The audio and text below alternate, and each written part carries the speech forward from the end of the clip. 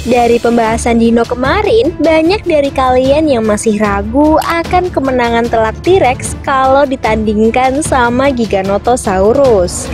Dalam perebutan tahta Raja Dino, keberuntungan seakan selalu berpihak pada T-Rex kala dirinya terdesak dalam pertarungan sengit melawan predator beringas lainnya. Seperti pada seri Jurassic World pertama, T-Rex kembali mendapatkan backup dino lain, di mana kali ini spotlight kemenangannya diambil oleh seekor teropoda besar bernama Therizinosaurus.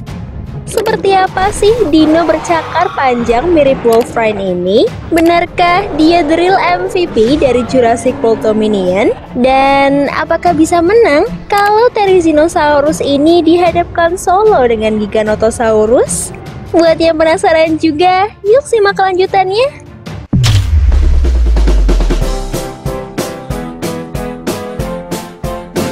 Therizinosaurus. Nama panjangnya adalah Therizinosaurus cleoniformis yang berarti kadal sabit mirip kura-kura. Ya, kalian gak salah denger kok, kura-kura. Untuk tahu jawaban kenapa kura-kura, kita harus kembali ke tahun 1948. Pada waktu itu, Akademi Ilmu Pengetahuan Uni Soviet mengirimkan ekspedisi paleontologi Mongolia ke Gurun Gobi wilayah Mongolia Barat Daya untuk menemukan fosil baru. Ekspedisi yang dilakukan di formasi Memek itu berhasil menggali banyak sekali fosil dinosaurus dan kura-kura. Salah satunya adalah tulang cakar milik dinosaurus yang kemudian akan dikenal dengan nama Therizinosaurus. Namun pada masa itu, temuan yang hanya berupa cakar ini membuat para ilmuwan kebingungan. Baru 6 tahun kemudian, seorang paleontologi Rusia bernama Evgeny Meliv mencoba menjawab teka-teki ini dengan mendeskripsikan kemungkinan kalau cakar ini adalah milik seekor reptil mirip kura-kura sepanjang 4,5 meter yang mengandalkan cakar besarnya untuk memanen rumput laut. Karenanya, nama Therizinosaurus cleoniformis pun diberikan. Label kura-kura ini mulai menghilang pada tahun 1970-an, terutama setelah ditemukannya Deinoceirus, seekor teropoda besar bercakar panjang misterius lainnya dalam formasi yang sama. Barulah ilmuwan lebih percaya kalau cakar panjang ini milik seekor teropoda Carnosauria daripada kura-kura laut besar. Lalu setelah ditemukan kerabat dekatnya, Nothronicus, perdebatan tentang visualnya pun selesai. Seekor Therizinosaurus berhasil dikloning oleh Biosyn dan ditempatkan dalam penangkaran. Dia adalah jenis Therizinosaurus kolosal yang dapat tumbuh hingga panjang 10 meter dengan berat 5,4 ton. Karena cakar panjangnya, ilmuwan tadinya mengira kalau dia adalah pemakan daging. Tapi setelah dilakukan studi terhadap kerabat dekatnya, mereka sepakat kalau Therizino ini memakan tumbuhan.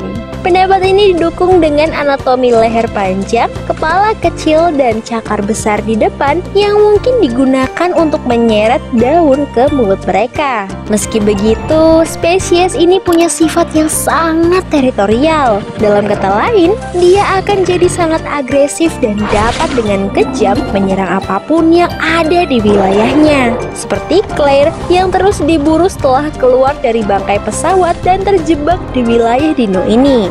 Beruntung, Therizinosaurus dalam lembah mengalami kebutaan. Dilihat dari adanya lapisan putih di atas matanya yang mirip seperti katarak, membuatnya tidak menyadari keberadaan dan menyerang Claire secara langsung. Untuk mengatasi kelemahannya ini, Therizinosaurus diduga menggunakan kemampuan ekolokasi, pendengaran, dan penciumannya yang tajam. Oke, jadi Therizinosaurus dalam penangkaran Biosyn ternyata adalah seekor herbivora dan mengalami kebutaan. Lalu gimana ceritanya tuh dia bisa terlibat dalam pertarungan sengit antara T-Rex dan Giganotosaurus? Ternyata setelah si dokter jahat gagal memusnahkan jejak kesalahannya, belalang raksasa yang udah terlanjur kena api ini malah pada ngungsi ke hutan dan mengakibatkan kebakaran besar. Alhasil, semua dino termasuk Therizinosaurus lari menyelamatkan diri ke tempat tanpa api di ujung penangkaran yang merupakan laboratorium Biosyn itu sendiri. Dua predator apex beda generasi pun bertemu dan saling menyerang satu sama lain. Pertarungan sengit ini mencapai klimaksnya kala Giganotosaurus berhasil membuat T-Rex tumbang. Kayla segera menembakkan suar untuk mengalihkan perhatian Giga dari Claire dan teman-teman. Sekali tepuk dua lalat, upaya ini berhasil mengalihkan Giga sekaligus mendatangkan si backup support kita, Therizinosaurus. Demi mempertahankan hidupnya, si Terry yang udah terlanjur ketemu Giga memberanikan diri melancarkan serangan cakar super andalannya.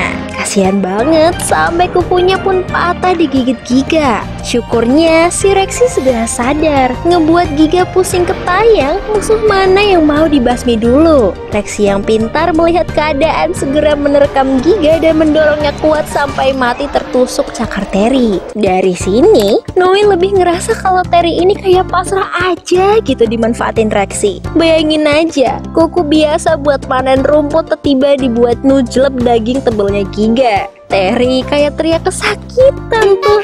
Kalau secara realitas sih, keduanya pasti bakal susah ketemu muka satu sama lain.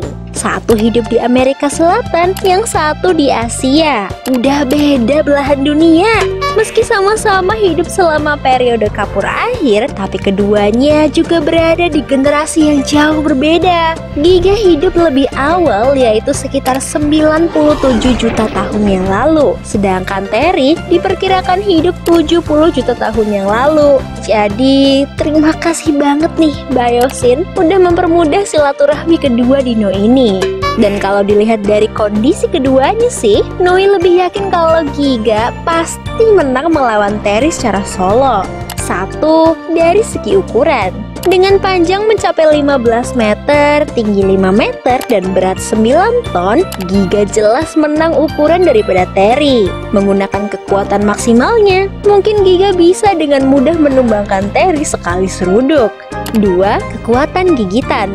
Giga punya mulut besar berisi puluhan gigi runcing 17 cm, lengkap dengan kekuatan gigitan mencapai 6.000 Newton. Berdasarkan analisis relasinya, seorang peneliti bernama Anthony R. Fiorillo dan rekannya berpendapat kalau Therizinosaurus punya kekuatan gigitan yang kecil, cukup untuk memotong tanaman dan mencari makanan. Apalagi karena leher panjang yang tinggi dan paruh bertanduk serta batang tubuh yang lebar untuk pengolahan makanan. Terry juga diduga punya pergerakan yang lebih lambat daripada Giga. Sebenarnya Giga mungkin bisa aja ya langsung menyerang Terry dengan gigitan supernya dalam pertarungan di atas lab. Tapi namanya juga film, keberuntungan akan selalu berada di pihak protagonis. Kalau menurut kalian gimana? Menang Terry atau Giga, gengs? Tulis komentar kalian di bawah ya. Jangan lupa like and subscribe kalau kalian suka videonya. See you!